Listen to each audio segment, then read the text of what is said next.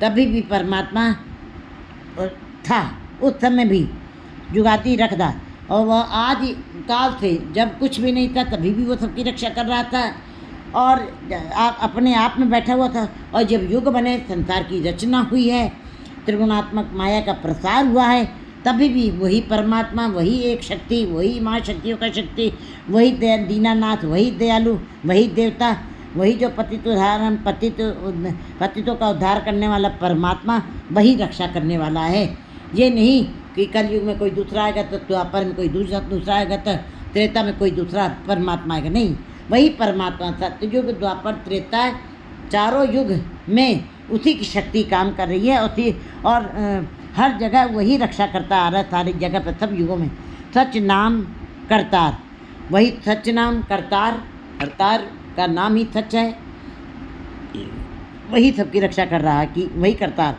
कीमत कोई न जानी को ना ही तोलनहार, परंतु कीमत कोई पा नहीं सकता। जितना चाहे पूरी जीवन उसने, कहते नाल कुटुंब साथ वर दाता ब्रह्मा पालन सृष्ट गया, आगे अंत न पायो, कहते आगे उसको अंत नहीं मिला। और क्या कहा, बस मैं इतना ही खोज पाया हूँ, आगे बहुत है, बहुत है, बहुत है। पूरे परिवार को लेके चला था, लेकिन कुटुंब को लेके चला है, लेकिन फिर भी अहंकार था कि मैं प्राप्त कर लूँगा, परमात्मा का पार पा लूँगा, परमात्मा की कीमत पा लूँगा, परमात्मा के पल्ले को माप लूँगा। लेकिन नहीं, वो भी आखिर में झुक गया है, क्योंकि बूढ़ा हो गया है, मौत आ गई है। कहता नहीं, इतने इससे आगे भी बहुत कुछ है, बहुत कुछ है। उसने भी यही कहा और उस समर्थ परमात्मा के आगे अपना मस्तक झुका दिया। कीमत कोई न जानी, कोई भी कीमत नहीं पा सकता। जब ब्रह्मा जैसे देवता नहीं उसकी कीमत पा सके, जान सके, को ना ही तोलनहार, और ना उसको कोई तोल सकता है। ऐसा कोई तराजू ही नहीं बना जो उसको तोल सके। वो अतुल क्यों तोला जाए, वो अतुल है, उसको तोला नहीं जा सकता है। उसके लिए कोई ऐसा तराजू नहीं बना संसार में। मन तन अंतर वस रहे नानक नहीं तुम्हार, वो परमात्मा तुम्हारे मन और अंतर में बसा रहे, नानक नहीं तुम्हार। गुरु जी कहते हैं उसका कोई शुमार नहीं है, उसका कोई अंत नहीं है। वो एक शक्ति है, वो माँ शक्तियों का शक्ति है, उसका कोई शुमार नहीं है। वो विस्माद अवस्था है उसकी। उसकी अवस्था को देखने के बाद बस एक आश्चर्यजनक कौतूहल पैदा होता है, विस्माद बना रहता है और जीव उसी विस्माद में शून्य में चला जाता है।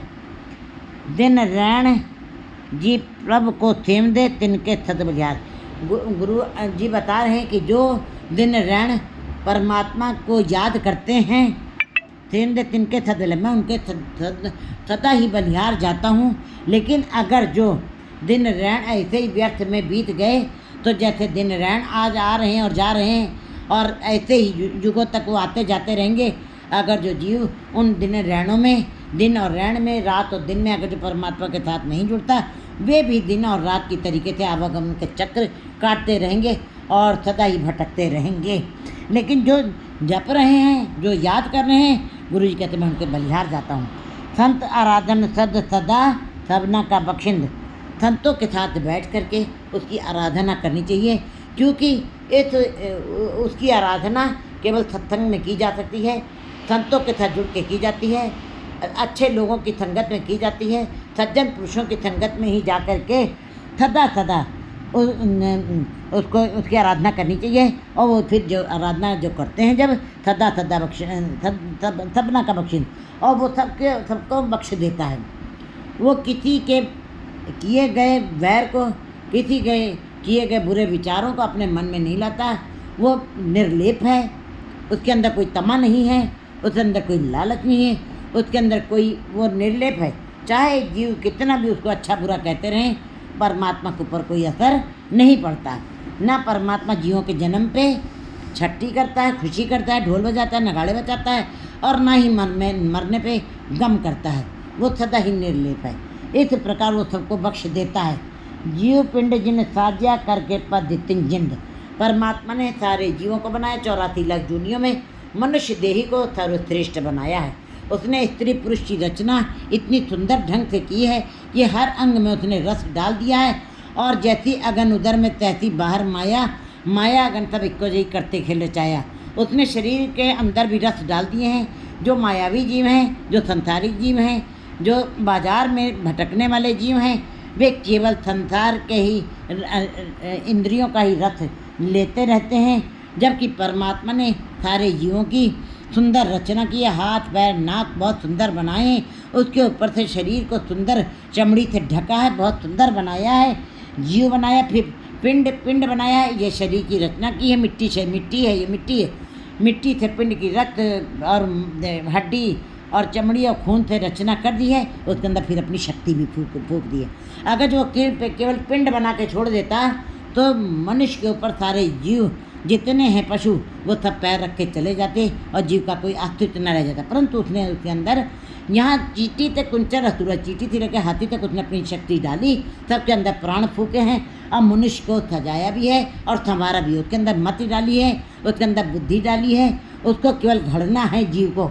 बस जीव पिंड जिन्हें साजिया कर कृपा दी जिन, और बड़ी कृपा करके उसने उसके अंदर प्राण भी फूक दिए हैं। तब हम ये चलत कर टेढ़े टेढ़े कहते हैं अस्त कर्म बिट्टा के मुंद दुर्गंधी के बेटे जो चल रहे हैं और अहंकार के भाव से चल रहे हैं। लेकिन ये देही में केवल गंध ही गंध है। वे केवल ढकी हुई है, बाकी अंदर मैल है, अंदर खून है, अंदर मवाद है, अंदर बदबू है और सारे अंगों में बदबू है।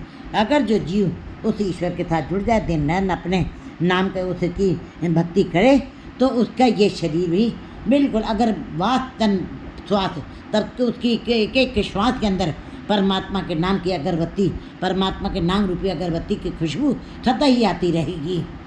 चाहे शरीर कितना भी मैल से भरा हो, चाहे जितना भी रक्त मज्जा से बना हो, लेकिन परमात्मा के नाम की अगरबत्ती अगर जो जल गई है तो सदा ही एक एक श्वास के अंदर खुशबू जीवों के समान प्रतीत होगी। ऐसे गुरुमुख जीवों के अंदर सदा खुशबू आती है। गुरु शब्द ही आराध्य, गुरु के शब्द के साथ उसकी आराधना की जा सकती है और अन्यत्र किसी रास्ते से नहीं की जा सकती है। जब गुरु शब्द ही आराध्य जब ये निर्मल मत, गुरु के शब्द के साथ ही उसकी आराधना की जा सकती है और जपना चाहिए निर्मल मंत्र। यही एक निर्मल रास्ता है, यही पवित्र रास्ता है, गुरु का शब्द ही। बाकी जितने भी रास्ते हैं संसार में ये बाहरी साधन जो हैं, तीर्थ व्रत दान पुण्य और मंत्र उच्चारण, ये जो भी जितना भी बाहर क्रियाकलाप हो रहा है, जिसको हम कहते हैं परमात्मा के साथ मिलाप हो जाएगा, नहीं। तीर्थ व्रत और दान कर मन में धरे गुमान, इसका कोई फल नहीं मिलता है, क्योंकि इसके करने से केवल जीव के अंदर अहंकार का भाव पैदा होता है और परमात्मा के साथ मिलाप नहीं। ये नहीं कह रहे गुरु जी की करना नहीं चाहिए, करते हुए तुम्हारे साथ साथ में नाम गुरु का शब्द भी चले, जिससे तुम्हारे ये दान पुण्य किए का भी फल मिले और तुम्हारे अंदर गुरु के शब्द के साथ साथ परमात्मा से मिलाप हो जाए। निर्मल मंत्र, यही सबसे ज़्यादा निर्मल मंत्र है, यही एक निर्मल रास्ता है। कीमत कहना चाहिए परमेश्वर व्यंत, उस परमेश्वर जो व्यंत है, जो जिसका कोई अंत नहीं पा सकता है, उसकी कीमत कोई नहीं डाल सकता है, उसको कीमत कहना चाहिए। कहने से उसकी कीमत नहीं की जाए, चाहे कथना कथी नया वे तोट, कथ कथ कथी कोटि कोट कोट, कहते बिल्कुल कोई नहीं पा सकता उसकी कीमत। वो व्यंत है, जिस मन में बसे नारायण तो कहिए भगवंत।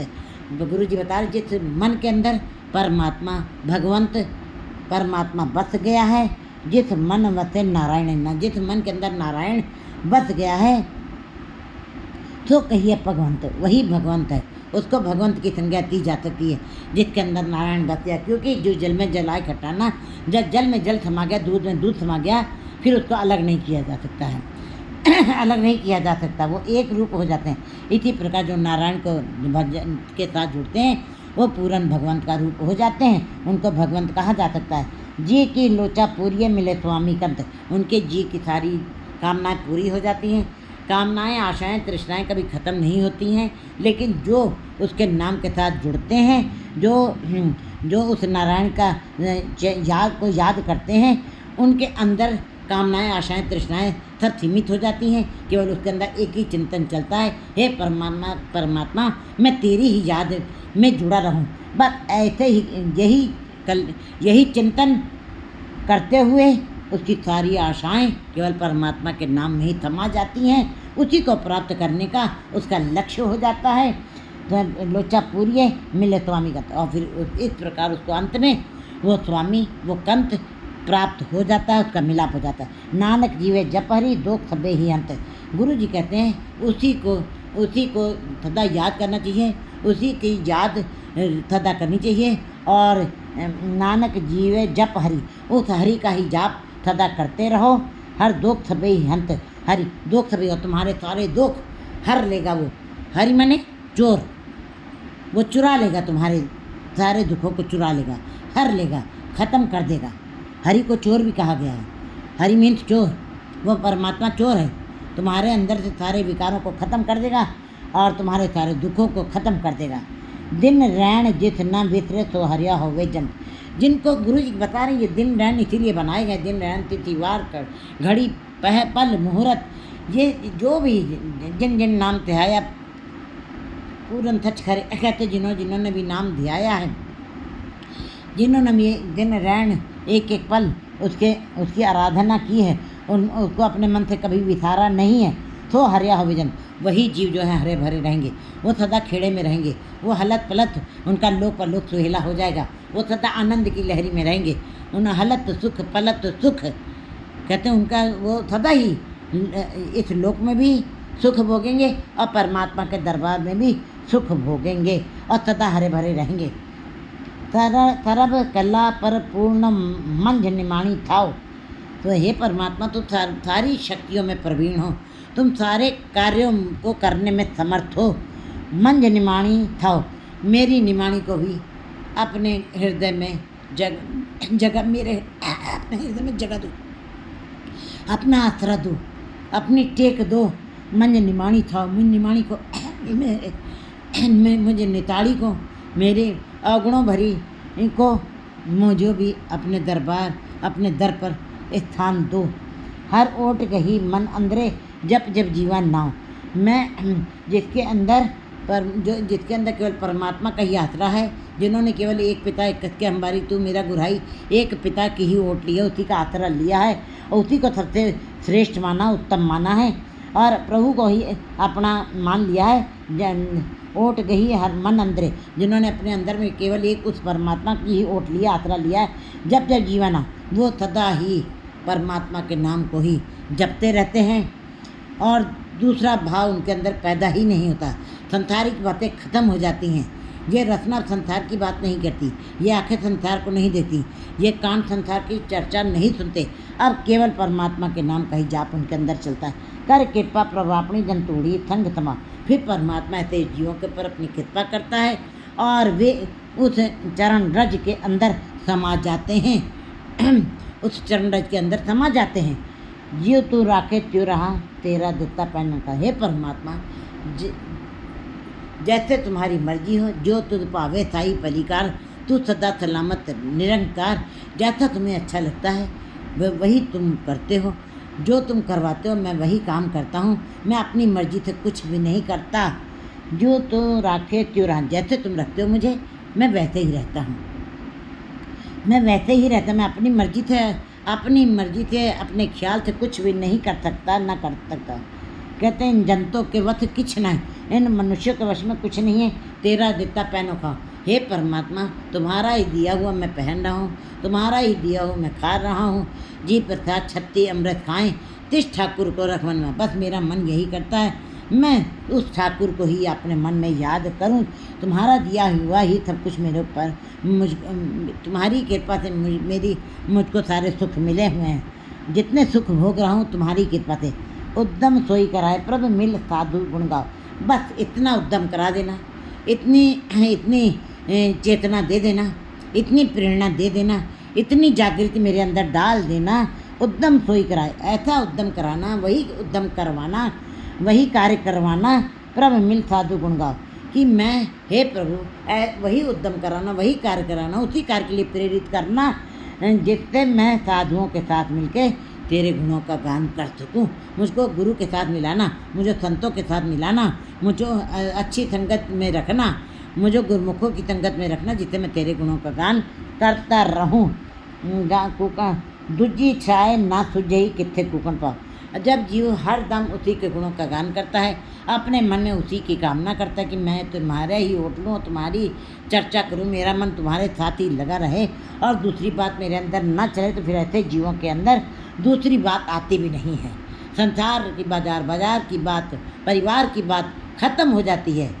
कहते हैं प्रभु इन संग तोड़ उन संग जोड़ी, फिर संसारिकता खत्म हो जाती है और निरंकार का भाव पैदा हो जाता है। फिर जीव जो है प्रभुता की तरफ नहीं, प्रभु की तरफ ध्यान लगाता है।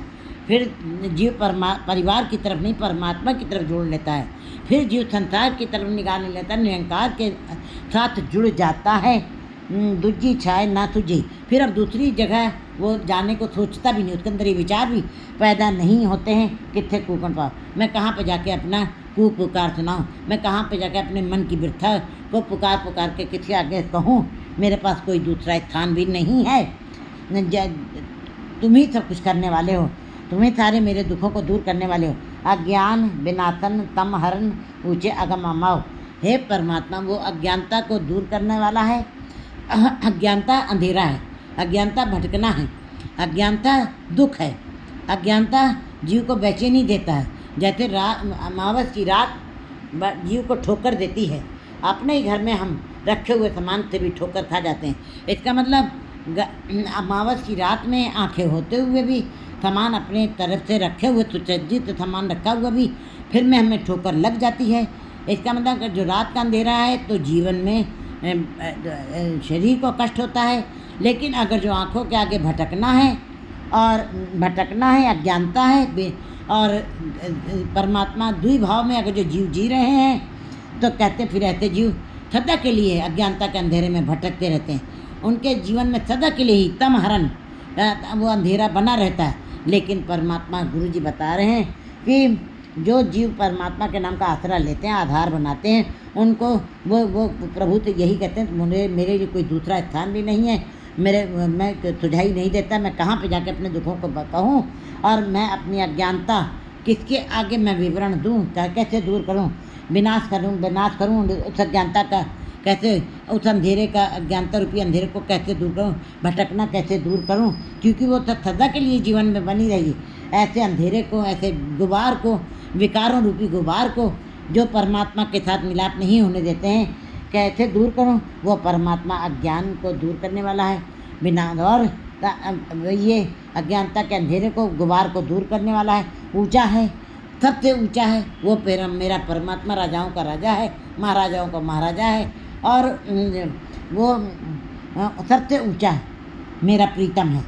अगम अमाओ, वो अगम है, उसकी गहराई कोई माप नहीं सकता है और वो सबके ऊपर अपनी कृपा करने वाला है। मन बिछड़िया हर मेलिए नानक है तो। गुरु जी बता रहे हैं कि मेरे जीवन में यही मेरे जीवन का उद्देश्य है, कि यही जीवन का मुद्दा है कि मेरा बिछड़ा हुआ मन, क्योंकि पहला दुख ही जीव स्त्री का परमात्मा के साथ बिछोड़ा है। अगर जो जीव की स्त्री का मिलाप जब परमात्मा के साथ हो जाए तो सारे दुख अपने आप ही दूर हो जाते हैं। लेकिन जीव संसार में रहते हुए निरंकार को नहीं देख पाता है, आँखों के आगे माया का पर्दा होने के कारण सदा अंधेरा बना रहता है, इसलिए बिछड़ाता है। मन बिछड़िया हर मिलती, लेकिन मन बिछड़ा हुआ ये मन हरि के साथ मिलाप करके मिल सकता है। मेरे लिए गुरु जी बता रहे कि मेरा जो बिछड़ा हुआ मन है तुम्हारे से, हे हरि मुझको मिला लीजिए। नानक है तो मेरे जीवन का यही उद्देश्य है, मेरे अंदर में यही कामना है, यही मेरे आशा है। सर्व कल्याण चित्त दिन हर प्रति गुरु के पाओ। कहते सारे कल्याण, सारे सुख और अंदर जो है अनहद गाजे, सुन सुन अनहद करे प्रभ गाजे। परमात्मा के नाम को सुन सुन करके अनहद नाद के ये बड़े सारे जो अनंत तरीके के बाजे गाजे परमात्मा के नाम की तूरियाँ शहनाइयाँ अपने आप ही बजने लगती हैं और सब तरीके से कल्याणमय जीवन व्यतीत होता है और रसमय जीवन, खुशियों के साथ जीवन, खेड़े के साथ जीवन उस दिन ही बीतेगा जब जीव दिन और रात हरि के साथ करते रहेंगे। दर्शन परसन थर्सन हर्सन रंग रंगी करतारी दे, तभी ये जीव स्त्री का ये वस्त्र जो है, ये आत्मा रूपी वस्त्र, ये परमात्मा के नाम में रंग जाएगा, उसका रूप हो जाएगा गुरु के पास। लेकिन कैसे होगा? जब वो गुरु के साथ, संतों के साथ, सत्संगत में बैठ करके, सज्जन पुरुषों के साथ बैठ करके उनके चरणों को परस लेगा और गुरु के शब्द के रूपी चरणों के साथ जुड़ करके अपने जीवन को ध्येय बना लेगा, उद्देश्य बना लेगा और उसी के चरण रज बन करके अपने मैं मेरी का त्याग कर देगा। तभी उसके जीवन में सारे सुख अपने आप ही अंदर आ जाएंगे। किसी प्रकार की बेचैनी, दुख, संताप नहीं रह जाएगा। 4:1